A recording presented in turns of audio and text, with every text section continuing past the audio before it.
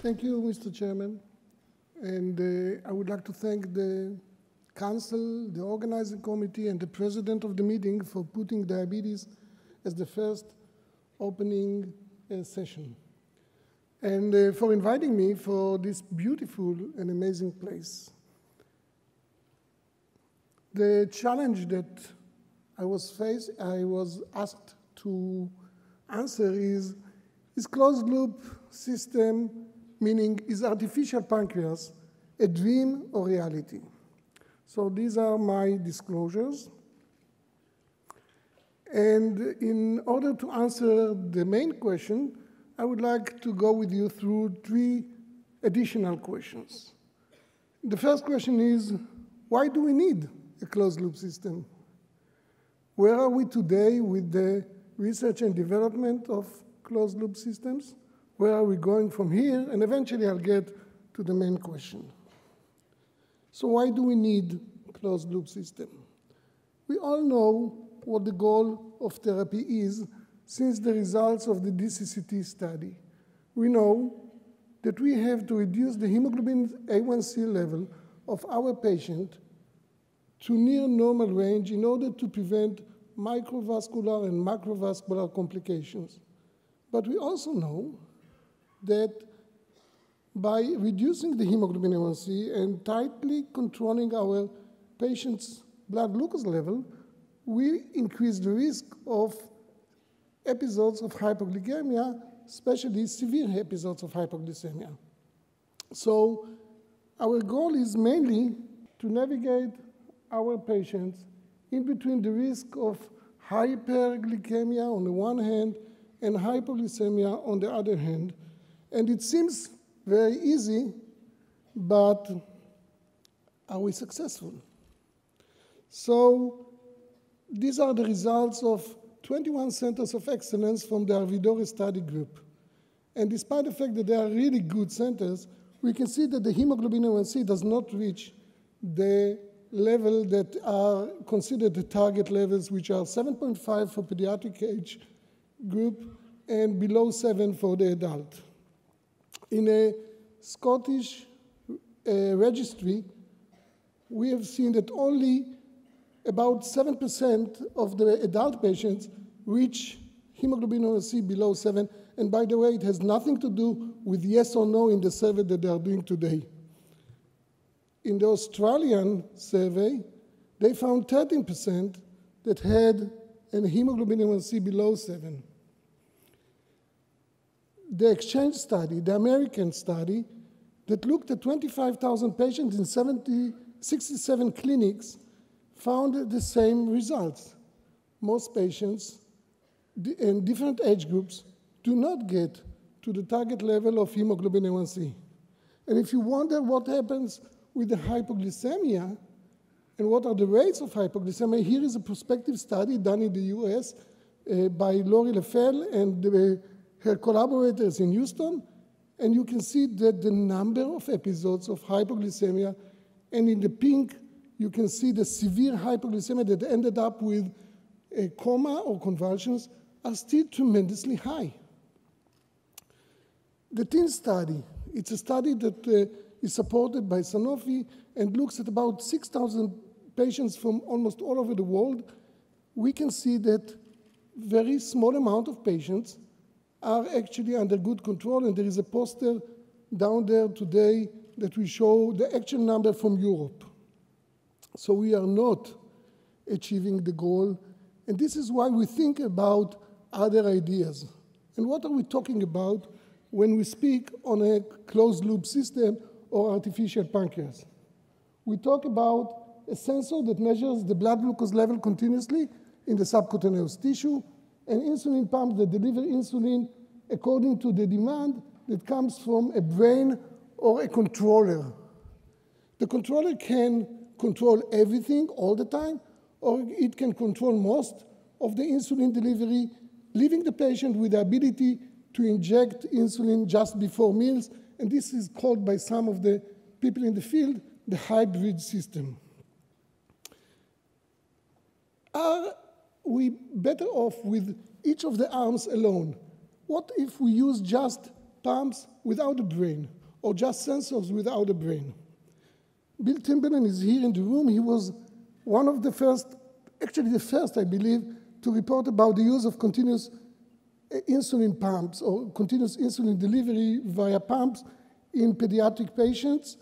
And after many studies in different parts of the world, John Pickup came up with a meta-analysis showing that just the use of insulin pump can reduce the hemoglobin A1C level by 0.6% and reduce the frequency of severe hypoglycemia.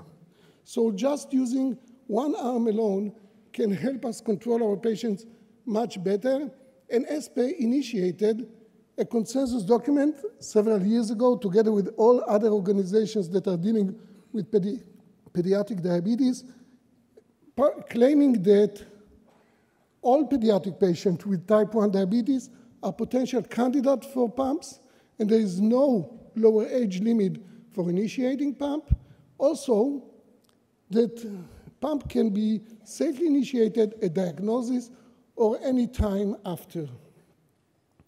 What about CGM alone? Can CGM improve control of blood glucose levels? This is the first multinational, multi-center, 8 countries participated from Europe in the study, where patients were given either the continuous glucose sensor continuously or SMBG, and we looked after 3 months what happened to their blood control. As you can see, this is the control group, and this is the group that used the continuous glucose sensor continuously. And there was a 1.1 reduction in the hemoglobin A1C, and it was significantly better than the control group. Yes, the control group also improved, like in any other study where you use control, and this is why control group is always important. The JDRF supported a multi-center study inside the US to look at the same question. Can continuous glucose monitoring help to better control type 1 diabetic patients? And they found a significant reduction in hemoglobin A1C in their adult group only, but other studies along the way found it also in the pediatric age group. What about hypoglycemia? Can the use of continuous glucose sensor reduce hypoglycemic episodes? This is a study that was a multinational, multi-center study. Tade was the leading author, and Jan Bolinder from Sweden was another one, and our group participated also, where we showed that even when you take patients with a very nice hemoglobin A1C within the target, below 7, you can reduce their hemoglobin A1C even further and reduce the time spent in the hypoglycemic range. So just by using continuous glucose sensor alone, you can reduce the level of hemoglobin A1C without paying the price of increased amount of hypoglycemic episodes. Again, John Pickup, in another meta-analysis looking at the CGM contribution to diabetes control, concluded that CGM is associated with a significant reduction in hemoglobin A1C level, which is greatest in those with highest baseline hemoglobin A1C value and in those who use the sensor most often. Again, ESPE initiated, together with the ATTD and the ESPE and other organizations, another consensus document about the use of continuous glucose sensor in the pediatric age group, which helped many physicians all over the world. So where are we today? We are pretty much here. We improved the way by which we measure glucose from the traditional old way through SMBG to continuous glucose sensors.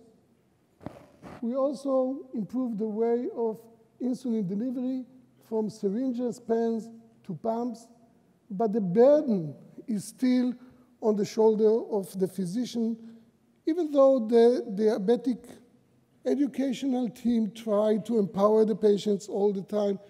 Eventually, the patient goes home, and he has to do it day in, day out, and to make hundreds of decisions every day, what to eat, what kind of physical activity, how to calculate his insulin dosing, how to integrate his daily activity into his diabetes care.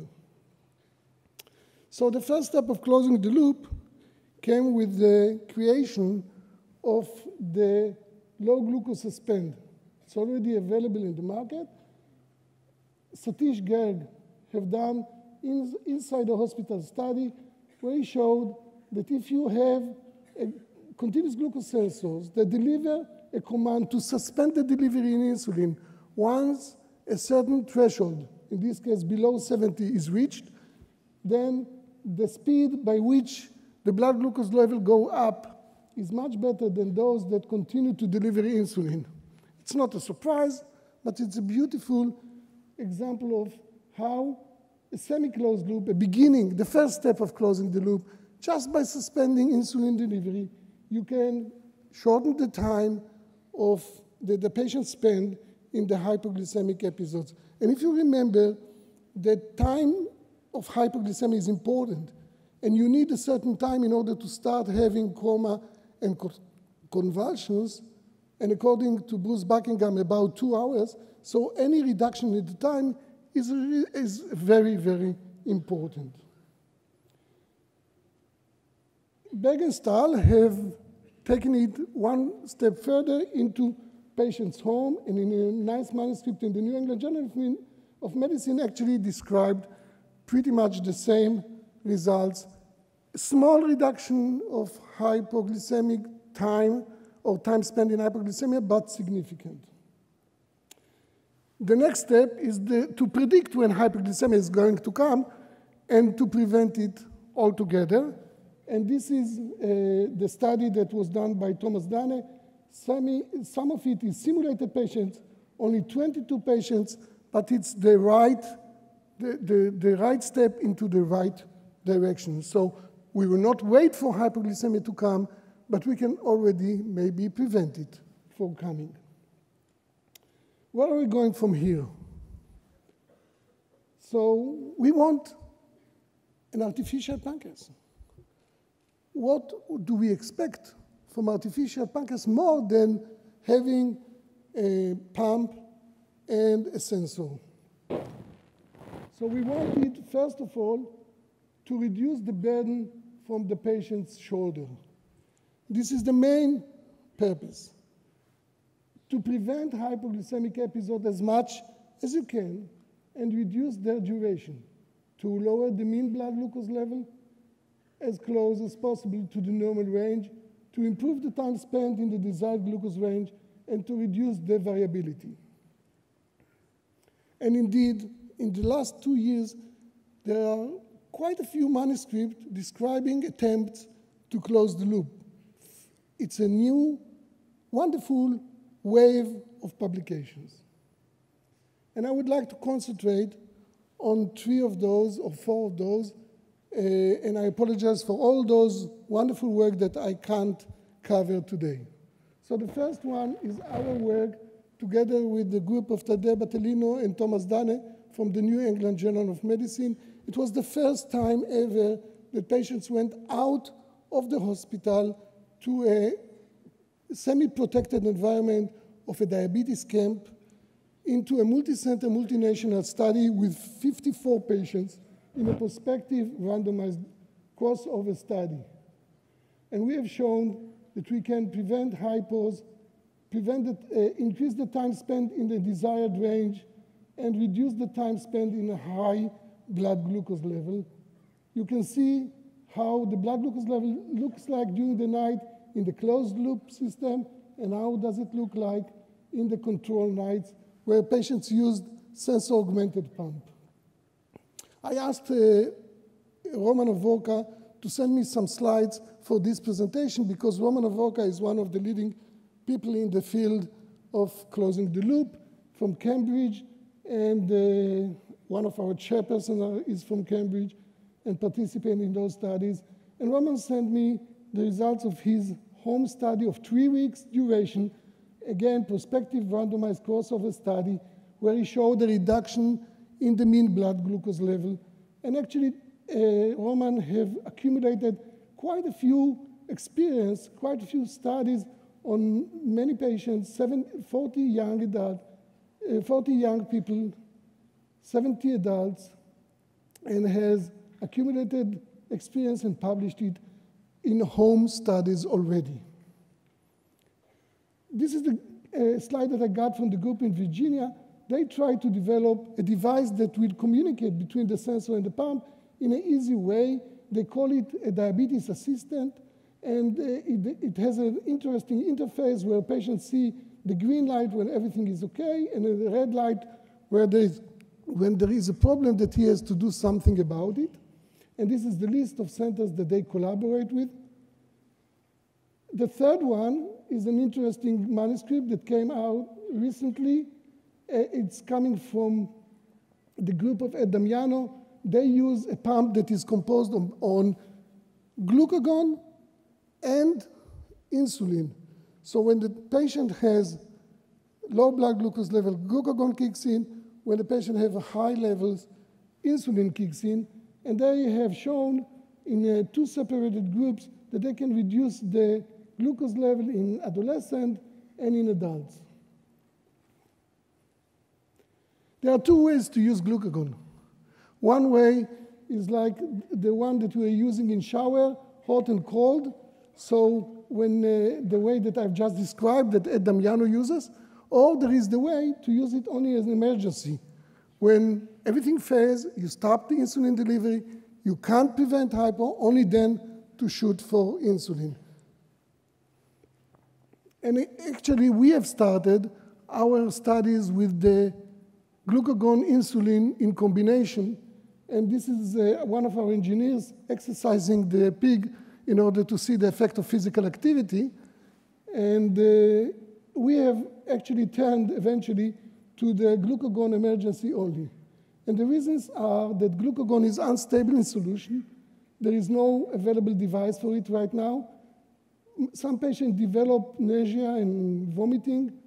Glycogen storage is limited in children. Some researchers develop a kind of loss of response over time, and no real clinical impact compared to the insulin alone system. If you compare the results that Ed Damiano had with the dual pancreas to Hovorka's or our results, there is no real change there. They require high dose of insulin, so if something goes wrong with the glucagon arm, you might endanger your patient, and there is no long-term studies to understand the adverse effect of glucagon over time.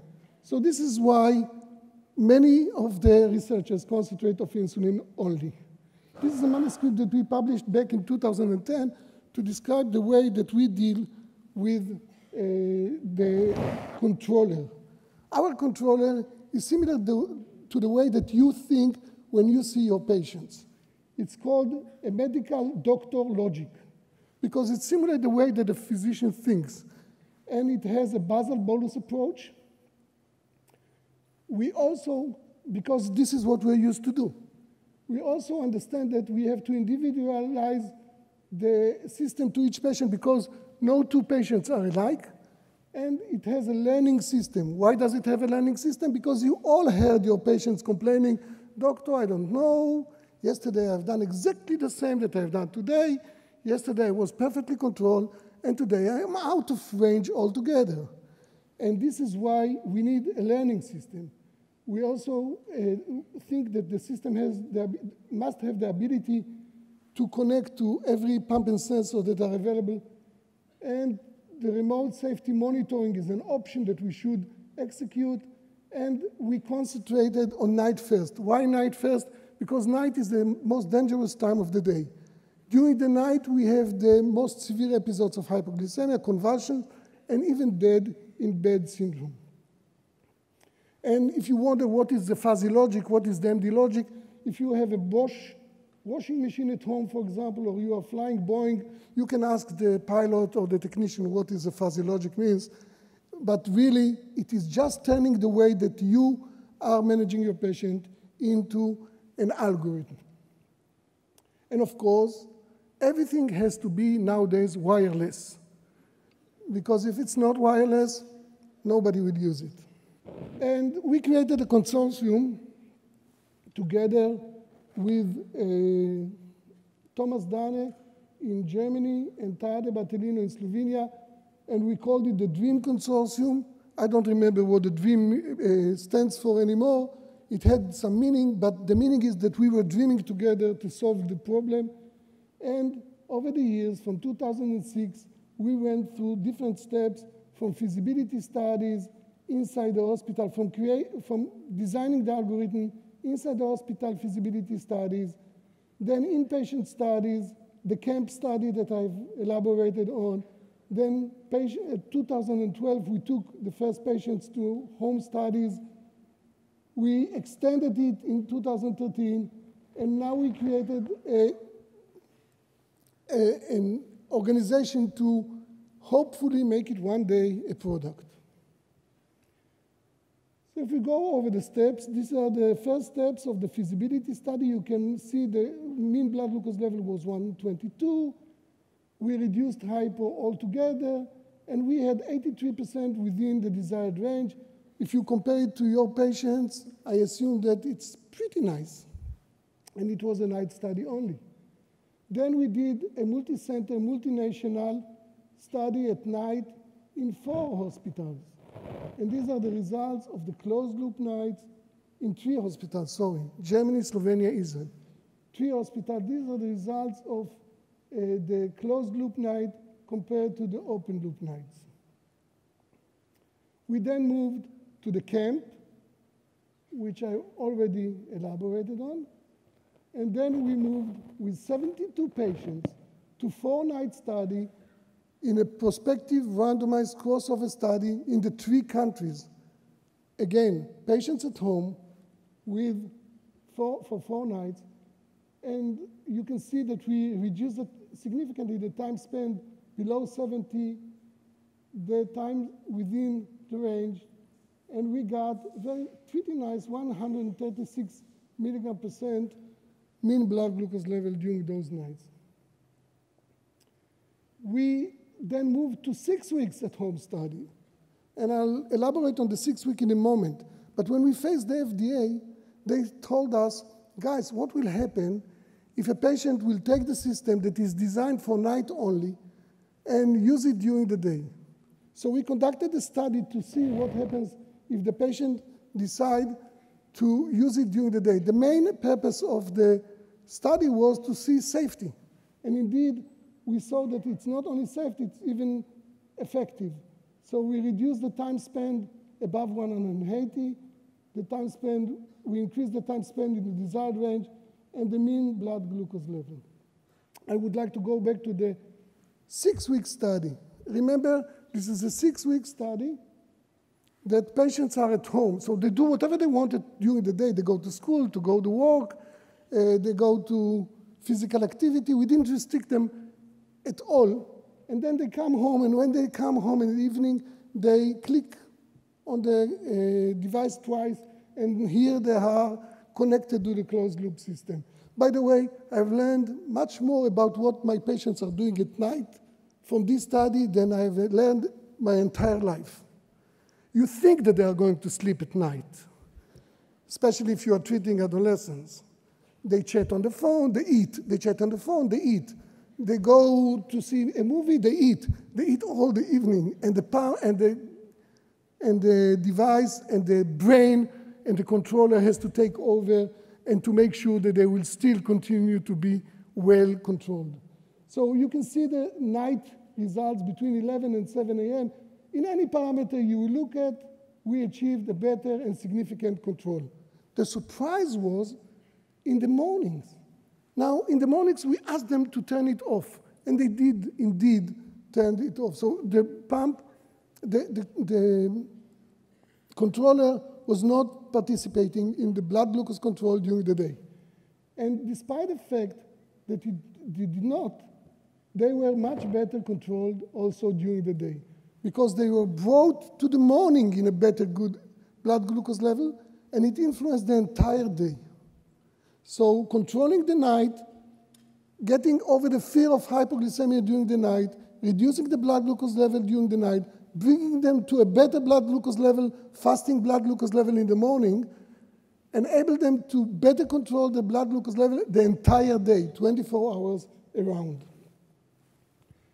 This is one example of one child of 36 hours, because it's an impressive, by the way, this is a real picture of this child, and these are the blood glucose level. Look how many changes the pump has to do in order to keep the blood glucose level within a mean blood glucose level, which looks like a hemoglobin A1c of 6.5.